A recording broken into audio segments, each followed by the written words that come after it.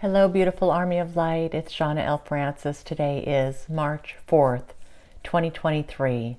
This is my dad's birthday. He would have been 75 today. If you are new to my channel, thank you so much for being here. I'm so glad that you've joined us. My dad and I were very, very close, and he passed away from brain cancer in June of 2022. So this is his first birthday that we've celebrated without him here. It's been an emotional day. I did have a dinner with his partner and my brother tonight at my dad's favorite restaurant. So it's been a long day. It's been emotional, but it's been really good. Just feeling all kinds of beautiful love today. Lots of support. It was nice to be around family tonight. Anyway, I did speak with Queen Elizabeth today, and it's about 1,200 words, not much. It did take a grueling 3.5 hours to get through this, just long chunks of time.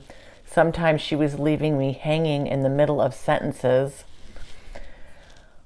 It was definitely another test of my patience. I'm not going to be making a video tomorrow. Believe it or not, I've rented a van. I still have more furniture to bring into the house. So I'm doing that in the morning. So I've got a full day, and quite frankly, I need to catch up on some things.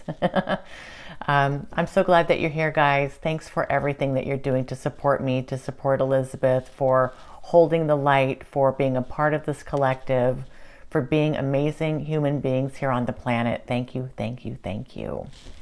All right, it's late, so I'm going to go ahead and get started.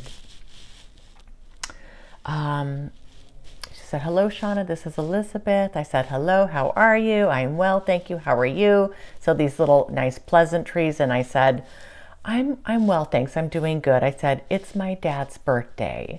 I said, he's on the other side like you. He passed away in June of last year, and I was incredibly close with my dad. And I know he's not gone, but I do miss his presence here on earth. We had a close relationship. She said, oh, Shauna, I'm sorry. I'm sorry to hear that. Know that your dad is pure love and watches over you, and he loves you just as much in the afterlife as he loved you on the earth. I said, thank you so much for that, Elizabeth. I feel that. I said, please go ahead and continue whenever you're ready. She said, thank you, Shauna. I very much enjoyed our exchange yesterday. I appreciated your thoughtful comments and questions, and even I learned some things, she said, thanks to Melchizedek. We are on a beautiful but strange journey together, are we not? And I'm like, oh yeah, you're not kidding, are you? Yes, Elizabeth, strange and beautiful, and for sure it's magical. And she said, yes, it is. She says, we'll get started in a moment. I said, okay, I'll be here. And it wasn't too long. It was a handful of minutes there. She said, we are entering a new era in which life as it has been known before will cease to be, and a new way of being, a new way of identifying with existence is beginning to bud and blossom. I'm going to say it again. We are entering a new era in which life as it has been known before will cease to be, and a new way of being, a new way of identifying with existence is beginning to bud and blossom.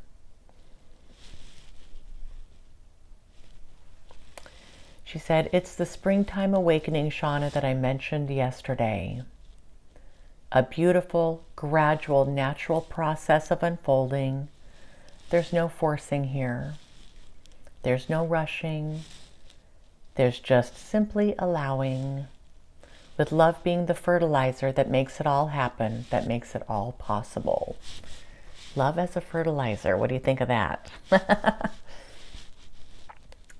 She said, all the disclosure about the monarchy, the negative reptilian regime, the horrible child sacrifices, the demonic agendas, the suppression of humankind, all of this must be seen from a broader perspective, a perspective that takes into account the much larger plan at play.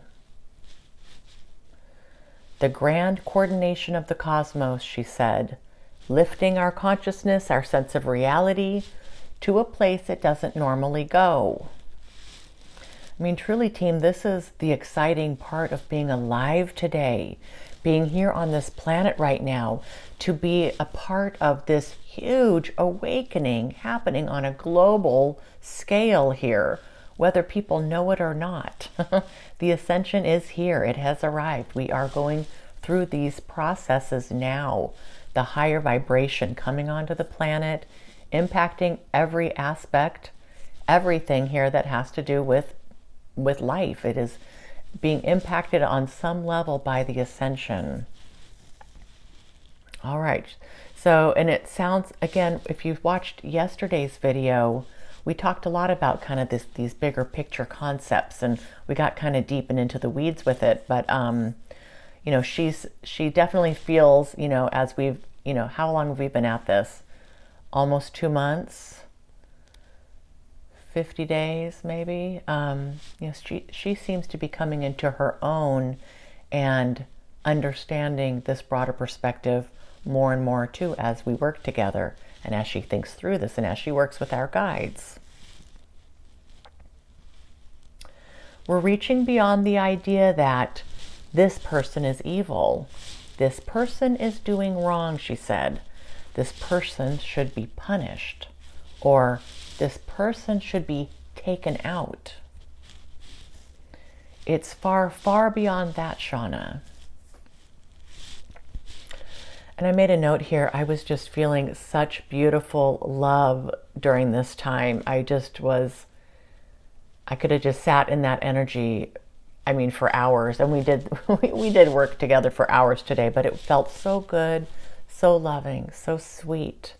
I was loving the energy today. Maybe that was my dad. I don't know. So she said, it's far beyond that, Shauna. As humans, she said, we like to see things as though they fit neatly into a box. These little boxes of understanding help us to interpret our world, and they help us, frankly, to survive this experience. You know, I think that's true. We always want to put down the ego as we're going through these awakening processes, but really it's the ego that has helped shape our understanding of the planet, of ourselves, of what it means to be alive, our personal identities. The ego gives us a place to be confident and secure in who and what we are. It's a critical part of surviving life here on Earth at this very dense plane of existence.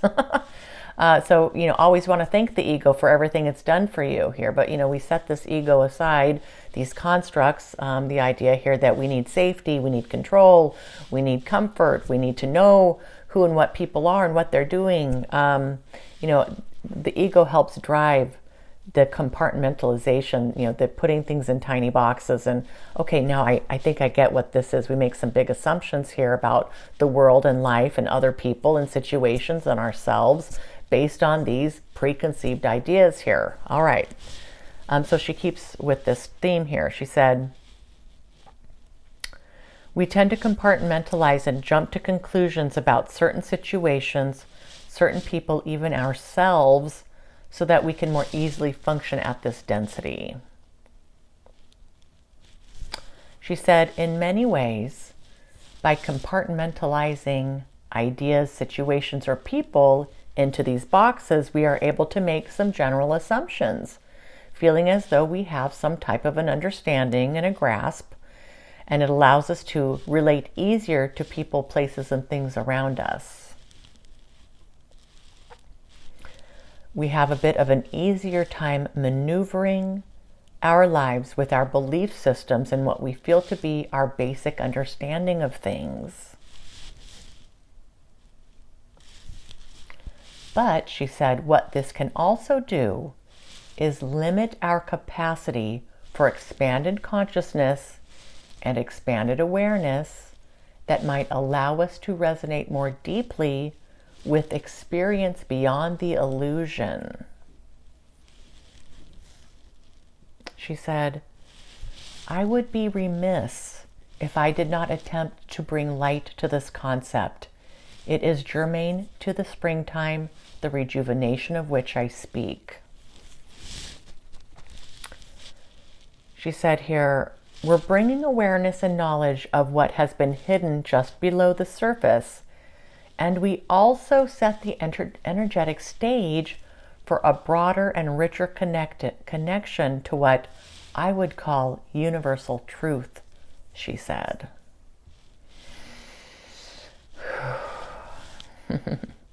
I'm just too tired to try to add anything more to this. I hope this is making sense and it's resonating here for you. All right. She said, we all have the capacity to reach beyond what is comfortable, what is known.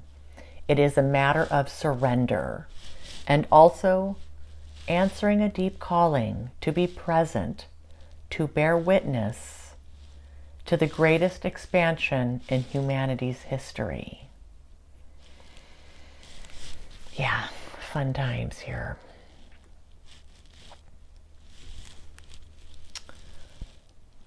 She said, Shauna, we make this journey together as a whole, even though it may feel a bit disjointed, chaotic, confusing, maybe even nearly impossible.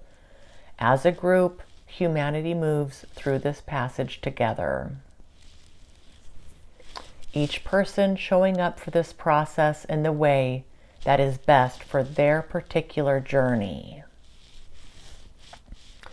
And this was taking us a long time to get through this. It would be part of a sentence or a few words and then silence for a long time. Hop back in, then silence. She said here, Shauna, the dastardly deeds of a rogue species can be seen from this broader vantage point as service to self, in that there is a lack of motivation to acknowledge the downstream effects and the serious consequences of one's self-serving actions to those outside of the self. Okay, team, have you read The Law of One? So Ra was a channeled being back in the 70s. Carla Ruckert would lay down on a table. She was a trance channel. I'm a conscious channel. She's a trance channel. So she would go completely under and allow Ra, who is also a collective, if I could recall, come through and talk about this concept of service to self, service to others, and all kinds of really incredible concepts. If you have not picked up The Law of One by Ra, please do so. Have a look at that. You may be able to find it even for free online. You may not have to buy it. It's kind of like one of those standard readings, like A Course in Miracles, this kind of stuff. It's right up there. The Law of One. Highly, highly recommend it. Okay, so she talks about this, the service to self. Okay, the dastardly deeds of a rogue species, talking about the negative reptilians here, can be seen from this broader vantage point. They are service to self. They're a service to self species, okay? In general, this is how they operate in the world, okay? And she said they lack the motivation to acknowledge the downstream effects that their actions have on anyone outside of the self. All right. She said, we have a distinct responsibility to honor and respect all who have free will. She said, in this institution, this plane of existence allows for this. She said here, we have a situation whereby the negative reptilian regime does not respect individual free will and sovereignty. They don't honor this, she said. And yes, this is an egregious exploitation of humanity's lack of visibility and awareness into the subjugation, and it's not condoned. There are universal laws being broken here through exploitation. That being said, can we still find it within us to acknowledge the reptilians as a species while still rejecting the breaking of these universal laws? She said here, I understand, Shauna, that this could be a difficult charge. Can we separate the species, these beings who are all of source, from their choices, knowing that their choices reflect the level in which they're at, spiritually and consciously? She said, they have belief systems and they act in accordance with those belief systems. They carry out actions based on their belief systems, based on their level of consciousness, and based on their attributes as a species. And knowing that there's always room for evolution and growth and change. So, she's talked about this, I think, early on in the first week or so of us working together. Melchizedek has brought this up, the Galactic Federation of Light. While this is a war, it's a war of perception, it's a war of consciousness, it's a war between these different ways that these species are approaching the world. Humanity approaches it one way. The reptilians, this particular set of reptilians, they think of things much differently than we do, and we do want to honor and love unconditionally all aspects of life. That doesn't mean that we condone these actions. It's not okay that they are thwarting our free will, that they're skirting our free will for their own gain. It's not okay. But can we not, hate them or condemn them or wish that they were dead? All these things that we would normally do, because that's just how we're used to. That's how we're used to thinking about these things. Can we think outside of the box here? These boxes that have provided us with a level of understanding of this world. Can we get rid of those boxes? Get rid of the idea that these are bad beings? Can we separate them from their behaviors, from their belief systems, from their actions? Yeah, as she said, it's a big charge. It's asking a lot here. But as a light worker, as light workers, we're here to do just that. And remember, team, it starts with self-love. Always, always, always. Self-love first, then love for everything else. All right. She said, can we honor and respect their path while at the same time rejecting how they conduct themselves in relation to freedom of choice and free will? She said, Shauna, these are larger subjects to ponder, and we will continue this conversation at a later time. She said, this is feeling complete for me today. I said, wonderful, okay. Okay, team.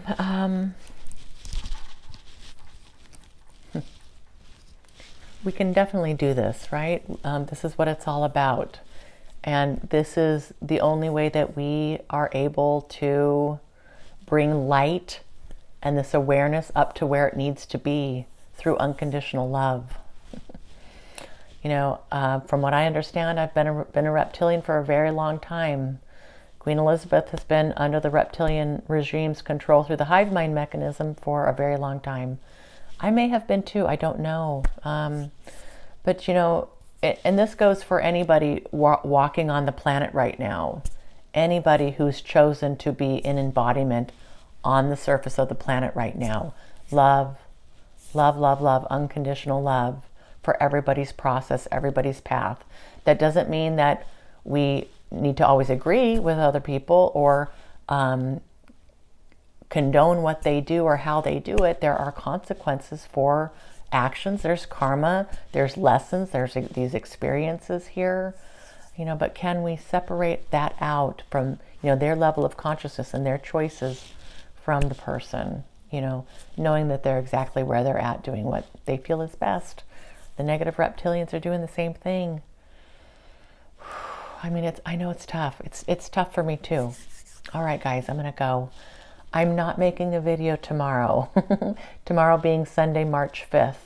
So I wish all of you a beautiful day, and I do expect that I will be back with you on Monday. All right, team, I love you. Thanks for everything. Mwah.